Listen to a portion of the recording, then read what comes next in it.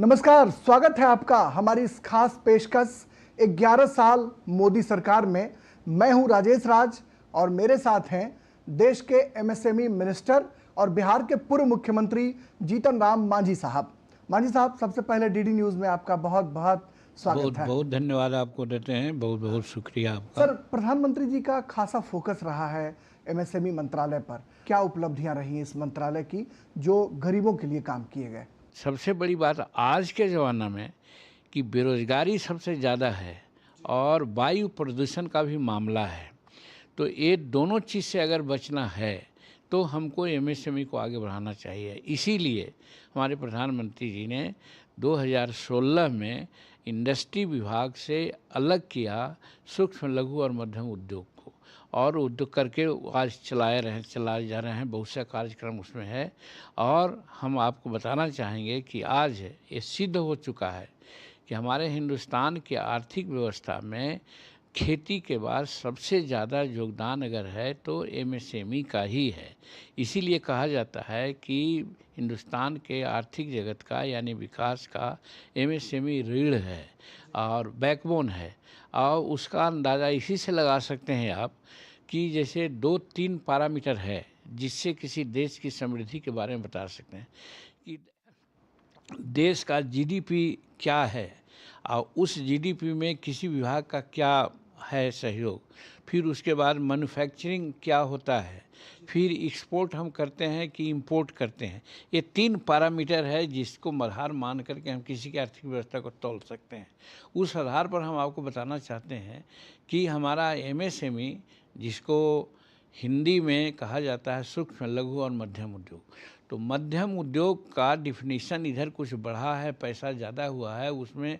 हो सकता है यह है भी ऐसा कि हमको फ्यूल खर्चा करना पड़े, कार्बन डाइऑक्साइड का प्रयोग करना पड़े, इसलिए हम लोग उस उद्योग को बहुत कम ध्यान देते हैं, ज़्यादा ध्यान देते हैं सूक्ष्म का और लघु का। और उसी के आधार पर आज हम कह सकते हैं गर्व के साथ कि कल तक के हमारा जीडीपी में जो हमारी आर्थिक व्यवस्था है उसमें 30.1% सहभागिता हमारी है। अब जोड़ लीजिए कि इतनी बड़ी जीडीपी में इतनी बड़ी व्यवस्था में 30.1% हमारी सहभागिता है। उसके बाद आप चले आए मैन्युफैक्चरिंग में, जितना उत्पादन होता है हर जगह हर तरह से, उसमें हमारा मैन्युफैक्चरिंग में जो हमारा वो ये है योगदान है वो 35.4% है। ये भी माना जा सकता है कि हम कहाँ हैं। फिर उसके बाद एक्सपोर्ट की बात है, जहाँ एक्सपोर्ट होता है वो देश समृद्ध माना जाता है।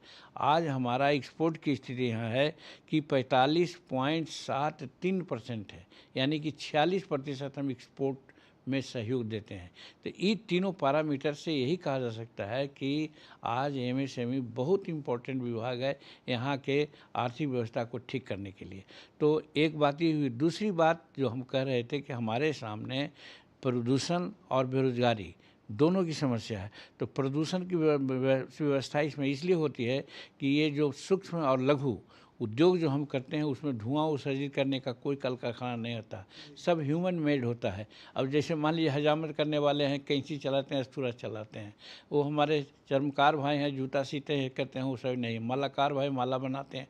हमारा 18 ट्रेड्स ऐसे हैं कि जहाँ पर किसी प्रकार का कोई कार्बन डाइऑक्साइड करने का चीज़ नहीं है, उसको हम लोग ले करके चलते हैं। तो कहने का मेरा मतलब है कि एक तरफ हम वायु प्रदूषण को रोक रहे हैं और दूसरे तरफ हम अनएम्प्लॉयमेंट को भी हम देख रहे हैं। कितना रोजगार मिला होगा अभी तक? वही अगर मैं हम बता रहा हूँ, वही उसी पर मैं आ रहा हूँ। आपका प्रश्न बहुत ठीक है, आपने कर दिया, अच्छा लगा। नहीं तो हम ही कहते तो लगता कि सो मोटो कर रहे हैं। देखिए, हमारे के यहाँ 2 पोर्टल काम कर रहा है। एक उद्यम पोर्टल है, एक उद्यम असिस्ट पोर्टल है। उद्यम पोर्टल में कंपेरेटिवली कुछ आधार कार्ड वगैरह की ज़रूरत होती है और कुछ ज़्यादा पैसा लगता है तो उसको देते हैं। और उद्यम असिस्ट में किसी तरह की कोई ज़रूरत नहीं है और उससे हम लोग बैंक का लोन फोन की भी बात नहीं आती है। एकदम आउटरेटली उनको 15,000 का औजार या 15,000 रुपया देते हैं ताकि वो करते हैं, काम शुरू करते हैं।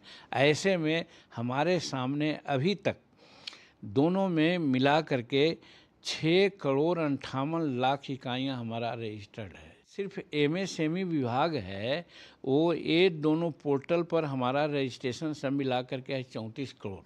34 करोड़ में 28 करोड़ लोगों को हम लोगों ने नियोजन दे दिया, मतलब कि उनको इंगेज कर दिया, नौकरी नहीं दिया, वो इंगेज्ड हैं।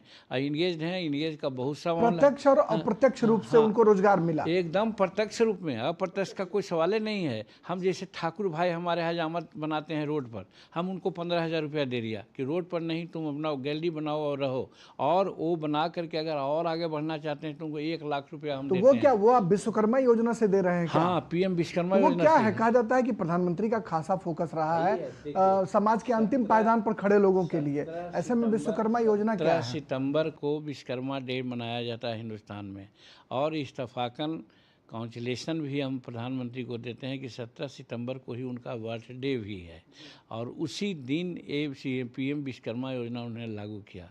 और 23 को 2023 में उसमें उन्होंने बताया है कि 5 साल में 30 लाख लोगों को हम अपना सब व्यापार रोजगार दे देंगे, मैंने बनाया है। उसके अलावा तो और है, लेकिन विश्वकर्मा योजना में ही हुआ है।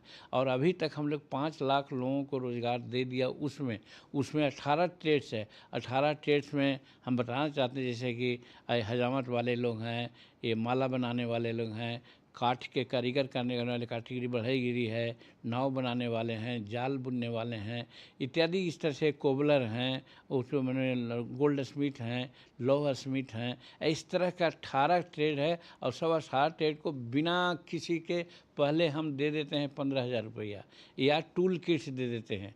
और वो जो टूल किट से कुछ आगे बढ़ना चाहते हैं, बहुत लोग ऐसे होते हैं कि 15,000 रुपया दे दिया, टूल किट्स दे दिया, उधर कर देते हैं। लेकिन 99% ऐसे लोग हैं कि उसका उपयोग करते हैं। तो जो उपयोग करते हैं और आगे बढ़ना चाहते हैं, तो उनको हम 1 लाख रुपया फिर दे देते हैं। 1 लाख रुपया देते हैं बैंक से बिना गारंटी के 4% सूद पर, और वो अगर कर लेते हैं 1 लाख में और बढ़ा देते हैं, फिर आगे जाकर के हमको 2 लाख देते हैं। इस तरह से उनको हम बढ़ा रहे हैं। कहने का मतलब कि हमारे लोग जो अनएम्प्लॉयड थे उसको एम्प्लॉयमेंट दे रहे हैं, और जिसमें वायु प्रदूषण का कोई सवाल नहीं है। और ये कंसेप्ट प्रधानमंत्री का है कि जो हमारा पुराना हजारों वर्ष जो हिंदुस्तान जगत गुरु कहलाता था, धन धान से पूर्ण था, उसमें कोई विदेशी कंपनियां नहीं थी, उसमें ये बड़े बड़े फैक्ट्रियां नहीं थी। यही चीज़ था जिससे हम आगे बढ़ रहे थे। इस कंसेप्ट को उजागर करके प्रधानमंत्री जी ने इस देश को आगे बढ़ाने का काम किया है एमएसएमई के माध्यम से। खादी जो है वो एक इंटरनेशनल ब्रांड बन चुका है। बीच का जो काल था, ऐसा देखा गया कि पीएम मोदी 2014 में जब प्राइम मिनिस्टर बने, उसके बाद खादी को एक पंख लगा और इंटरनेशनल ब्रांड बन चुका है।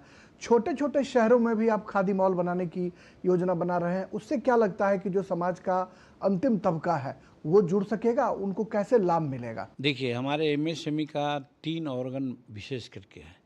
एक ऑर्गन तो हम बनाते हैं जिसको क्वायर बोर्ड कहते हैं, दूसरा है हमारा खादी बोर्ड है, और तीसरा है एनएसआईसी जिसको लघु उद्योग कहते हैं। इसके माध्यम से ही विभाग को चलाया जाता है। तो खादी बोर्ड हमारा सबसे प्रमुख बोर्ड है, और अभी तक के मालूम होना चाहिए आपको कि 1,70,000 करोड़ के हम इसमें बिक्री कर चुके हैं। तो किसी भी एक कंपनी में या कोई संस्था में 1,70,000 करोड़ रुपया का बिक्री कोई मामूली है नहीं। तो आपका कहना ठीक है कि खादी भी हमारे इंडियन ये जो अर्थव्यवस्था है उसमें प्रमुख स्थान रखता है। और वो उसका कारण वही है कि हम हर जगह, हमारा सेंटर इसका है बॉम्बे में, हाई इसका सभी है, प्रधान कार्यालय बॉम्बे में है, और कैंप कार्यालय दिल्ली में है, और सभी बड़े बड़े शहरों में हमारा कार्यालय है, और मॉल बना हुआ है जहाँ पर हमारे खादी का सामान होता है। और खादी के सामान में हम ऐसा भी करते हैं कि गांव घर के कुछ वैसे इंटरप्रेन्योर्स हैं जिससे कपड़ा बनाते हैं, चाहे अगरबत्ती बनाते हैं, चाहे साबुन बनाते हैं, तो उनको भी हम फाइनेंस करते हैं, और वो जब देते हैं उसको हम फिर अपने काउंटर पर भिजवाते हैं। इस तरह से हमको इतना बड़ा फ़ायदा हुआ है, और काफ़ी लोगों को इसमें इंगेजमेंट भी मिला है। लेकिन एक सवाल मेरे मन में बार बार कौंधता है कि जब हम लोग बच्चे थे तो गांधी जी की खादी, गांधी जी का जिक्र होता था, तो खादी कहीं ना कहीं मन में कौंधता था। गांव में जो खादी भंडार आप देखा करते थे, वो खादी भंडार अब विलुप्त हो रहा है। तो क्या उस खादी भंडार को पुनर्जीवित करने की फ्यूचर में कोई योजना दिखाई पड़ती है? देखिए, हर चीज़ का जो डिमांड होता है उसके आधार पर लोग अपना वस्तु बनाते हैं। पहले खद्दर पहनना ज़्यादा पसंद करते थे, अब खद्दर पहनना पसंद कम करते हैं। तो अभी खादी का जब कहीं जो लगा हुआ होगा बाज़ार या जो लगाते हैं हम लोग शो, तो वहाँ जाके आप देखेंगे खादी में इतना रिफ़ाइंड कपड़ा है, रिफ़ाइंड चीज़ है कि जिसके बारे में हम सोच नहीं सकते हैं। और इसकी मांग प्रायः भारत के अलावा विदेशों में भी हो रहा है। तो हमारा बिक्री हो, हमको लाभ हो, इस माने से भी हम खादी को कुछ परिष्कृत किया है। इसलिए वो जो आप कहते हैं खद्दर उद्योग वाला, वो खद्दर थोड़ा सा कम हुआ है, उसी जगह रिफाइंड प्रोडक्ट हम करते हैं। जी, अब हमें लेना होगा यहाँ पर एक छोटा सा ब्रेक, लेकिन ब्रेक के बाद जब हम लौटेंगे तो बिहार के पूर्व मुख्यमंत्री और एमएसएमई मंत्री जीतनराम मांझी जी से ये जानने की कोशिश करेंगे कि बिहार के लिए इनके मंत्रालय ने क्या कुछ किया और बिहार विधानसभा के जो चुनाव आने वाले दिनों में होने वाले हैं उसमें इनकी पार्टी की क्या भूमिका होगी और बिहार की सियासत पर ये क्या अपना विचार रखते हैं।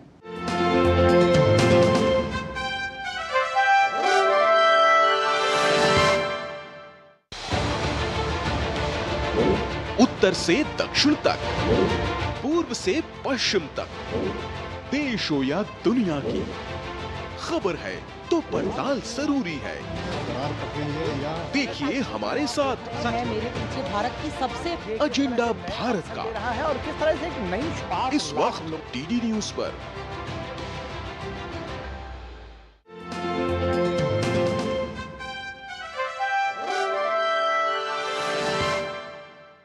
ब्रेक के बाद एक बार फिर स्वागत है आपका हमारी इस खास पेशकश में। हमारे साथ हैं देश के एमएसएमई मंत्री जीतनराम मांझी। मांझी साहब, बिहार में आपके मंत्रालय के द्वारा अब तक क्या क्या काम किए गए? बराबर आप ट्वीट करते हैं कि गया जी के लिए लो ये खुशखबरी, वो बड़ा अच्छा लगता है सुनने में।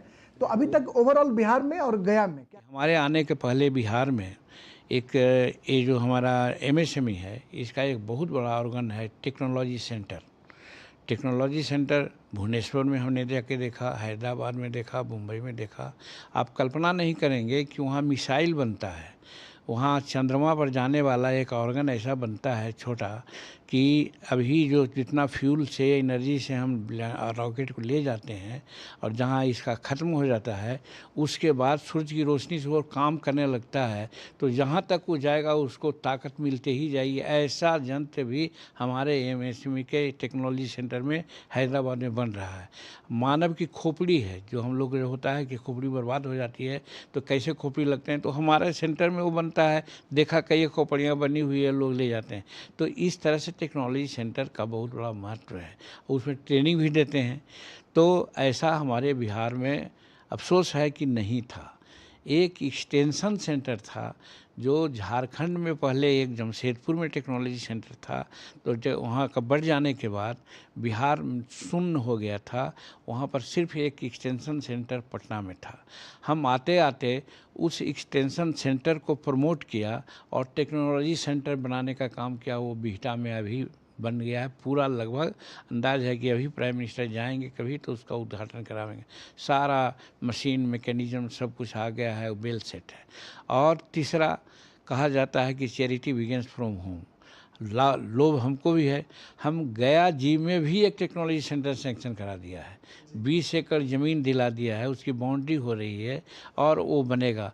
और वो जो बन जाएगा तो हम समझते हैं कि हमारे इलाका में 5000 लोगों को नियोजन मिलेगा और उसके अलावे भी बहुत इंफ्रास्ट्रक्चर काम करेगा। एक टाउनशिप बन जाता है तो एक काम तो हम लोग एक लेके आ। उसके अलावे भी जो हम कहा एक्सटेंशन सेंटर, तो पहले हमारे कहाँ एक्सटेंशन सेंटर सिर्फ और सिर्फ पटना में था। अब हम 5 का कि 6 एक्सटेंशन सेंटर हमने वहाँ स्वीकृत कराया है। वो नाम हमारे पास है, मुजफ्फरपुर में है, सारण में है, रोहतास में है, राजगीर में है, पूर्णिया में है, दरभंगा में है।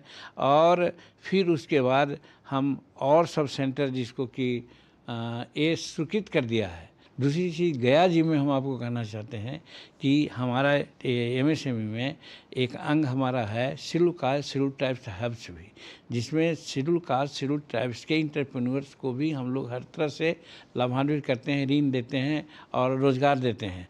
तो उसका भी बिहार में नहीं कहीं था, तो उस हब को हम गया में स्थापित किया है। मगध यूनिवर्सिटी के उर्विला हॉस्टल में हो गया है, एमएयू हॉल में अभी। चलिए, अब हम बिहार विधानसभा चुनाव की जो है वो बात थोड़ी सी करते हैं। आप तो बिहार पॉलिटिक्स के महारथी माने जाते हैं, विधायक, सांसद, बिहार सरकार में मंत्री, मुख्यमंत्री और केंद्रीय मंत्री।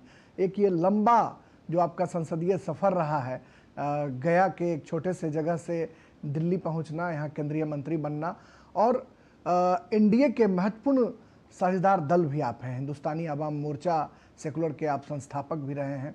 क्या लगता है कि कितना स्टेक जो है आपकी पार्टी को, कितनी सीटें मिलेंगी? एनडीए में सब कुछ ठीक ठाक चल रहा है? देखिए, एनडीए में किसी प्रकार का कोई बिकरिंग्स नहीं है, कोई विभेद नहीं है। कहा जाता है जब खूंटा मजबूत होता है ना, तो फिर इधर उधर कोई नहीं कर सकता है। तो आज नरेंद्र मोदी के तौर पर और नीतीश जी के तौर पर दोनों खूंटा इतना मजबूत है कि हमारे एनडीए में कोई कुछ इधर उधर नहीं करेगा। हम यही कह सकते हैं कि एनडीए हमारा इंटैक्ट है। आपका दूसरा सवाल था कि सीट का सवाल है। देखिए, हम बचपन से ही अनुशासन में विश्वास किया है, और बहुत विस्तृत तो नहीं कहेंगे, हम लास्ट जो चुनाव लड़े थे लोकसभा का, उस समय की बात करते हैं। उस समय हमको कहा गया था कि 2 राज्य लोकसभा का सीट आपको देंगे और 1 राज्यसभा का सीट देंगे। यही एश्योरेंस था। हम सिर्फ नेताओं से बात करते हैं, अखबार में हम बात नहीं करते हैं जैसा कुछ लोग करते रहते हैं। तो हम अनुशासित पार्टी हैं, अनुशासन में किया था, लेकिन मिला हमको 1 सीट। तो आप जोड़ सकते हैं कि रिवेल हो सकता था, आपने सेक्रीफाइस किया, लेकिन हमने कहा कि नहीं, हमको यह की बात है, नेता की बात है, अगर 1 दिया है तो ठीक है, 1 चुनाव जीते और लड़े। हम धन्यवाद देते हैं नरेंद्र मोदी जी को कि 1 सीट जीतने वाले पार्टी को यहाँ पार्लियामेंट में आने पर फर्स्ट जब मंत्रिमंडल का उन्होंने गठन किया तो जीतन मांझी को भी कैबिनेट मंत्री का दर्जा दिया, और कैबिनेट मंत्री के साथ साथ एमएसएमई ऐसा बड़ा विभाग, चूँकि हमको नहीं मालूम होता था कि एमएसएमई क्या है। जब हम प्रणाम करने के लिए गए उनको स्वीकार आभार व्यक्त करने के लिए, तो उन्होंने कहा मांझी जी हम अपने विजन का विभाग आपको दिया है। आज को हम सचमुच में लगता है कि हमारा विजन का विभाग है। तो कहने का मेरा मतलब है कि हम अनुशासन में रहे हैं, अनुशासित रहे हैं। एनडीए के लोग जो विचार करेंगे हम उसमें कहीं कोई बाधा नहीं डालेंगे, क्योंकि लार्जर इंटरेस्ट है स्टेट का।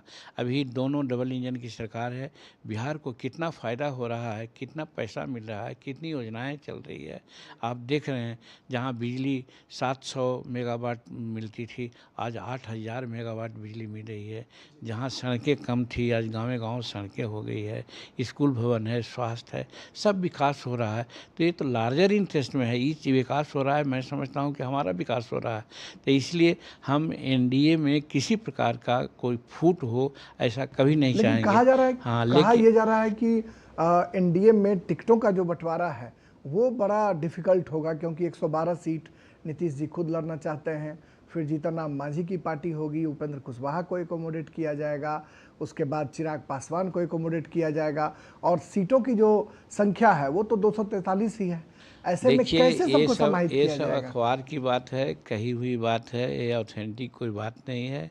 ऑथेंटिक बात चलेगी कि जब एनडीए की बैठक होगी उसमें होगा। ये बात सही है कि जिनका जिस प्रकार से है, हम लोग जीतने वाला सीट लेंगे और लोग देंगे भी, कि जहां मैक्सिमम आ जाए कि 225 सीट हम लोग जीत के आवें 2025 में। ये टारगेट लगभग तय है। इसके आधार पर जो आदमी ज़्यादा सीट जीतने की स्थिति में उनको ज़्यादा सीट मिलेगी, जो उनको कम सीट जीतने की स्थिति में उनको कम सीट मिलेगी। कहने का मेरा मतलब है कि सीट का हमारे यहाँ कोई टकराव आज तक मैं नहीं समझता हूँ। अभी बैठक होना बाकी है, बैठक होगी तो अंतिम निर्णय लिया जाएगा। बिहार में जो चुनाव होने हैं उसमें आप सबसे बड़ा प्राइम मुद्दा क्या मानते हैं? पलायन को, बेरोजगारी को, या फिर जो भ्रष्टाचार है, या परिवारवाद है? कौन सा ऐसा मुद्दा होगा जो लेकर आप जनता के बीच जाएंगे और नया जनादेश मांगेंगे? देखिए, बिहार में सही बात है, विकास एक बहुत बड़ा मुद्दा आज रखा है, और विकास कम होने का कारण है कि हमारे यहाँ औद्योगिकरण में भी थोड़ा सा हम पीछे बैठे हुए हैं। इसका मेन कारण है कि जो हमसे पहले सरकार में रहे हैं वो इस तरह के जंगल राज काम कर दिए थे, जिसके चलते हर चीज़ चौपट हो गया था। उसको बहुत बढ़िया से संघाट करके नीतीश कुमार ने बनाने का काम किया है। अब हम लोग चाहे निवेश का मामला हो, लॉ एंड ऑर्डर का मामला हो, सड़क का मामला कर रहे हैं। और पलायन भी आप करते हैं कि पलायन भी हमारे के यहाँ से पहले ज़रूरी रूप में लोग जाते थे, अब है कि जो स्पेशलाइज्ड टाइप के लोग हैं वो लोग अपना जाते हैं, अपना मर्जी से जाते हैं। अब ये नहीं है, हम तो गांव के रहने वाले हैं। गांव में पहले होता था, आज 44-46 वर्ष से हम यहाँ हैं, 1980 में से विधायक हम हैं। भाई जी, मैं बहुत क्लियर कहना चाहता हूँ कि जैसे ही आश्विन महीना आता था, हम देखते थे कि गांव में जिनके पास चावल गेहूँ रहता था, लाइन लगा के लोग जाते हैं। पूछते थे कहाँ जा रहे हैं, तो फल्ला बाबू के यहाँ जा रहे हैं, 1 मन चावल लेंगे तो इनको 2 महीने के बाद 1.5 मन चावल देना पड़ेगा। इस तरह की बात थी। आज सचमुच में मैं कहता हूँ कि आज इस प्रकार की बात नहीं है। हमारे गरीब भाई लोग भी आज उनके पास पैसा है, मकान बना रहे हैं, सब काम कर रहे हैं। तो कहने का मतलब विकास तो हुआ है। हाँ, पलायन की स्थिति है, जो खास करके ज़्यादा कमाने के लिए, ज़्यादा और लेने के लिए जा रहे हैं। उसका कारण है कि हमारे यहाँ थोड़ा सा इंडस्ट्री की कमी हुई है। और इंडस्ट्री जानते हैं कि जब एक बार कहीं बात बिगड़ती है तो उसको बनने में बड़ा समय लगता है। तो ये जो 15 वर्ष पहले राज जो हुआ 2005 के पहले, तो लोग बिगाड़ दिया बिहार को, जंगल राज करा दिया। वो जंगल राज को सुधारने में समय लगा है, लेकिन अब एकदम ट्रैक पर आ गया है। हर तरह से आज हम विकास कर रहे हैं। हमारा वहाँ का GDP है, इनकम, नेशनल इनकम है, सब कुछ ठीक है। मतदाता हम समझते हैं कि पुनरीक्षण का जो मामला है वो बिहार में काफ़ी सुर्खियां बटोर रहा है, और बिहार विधानसभा में भी विपक्ष ने वहां मेजें तोड़ दी, कुर्सियां तोड़ दी।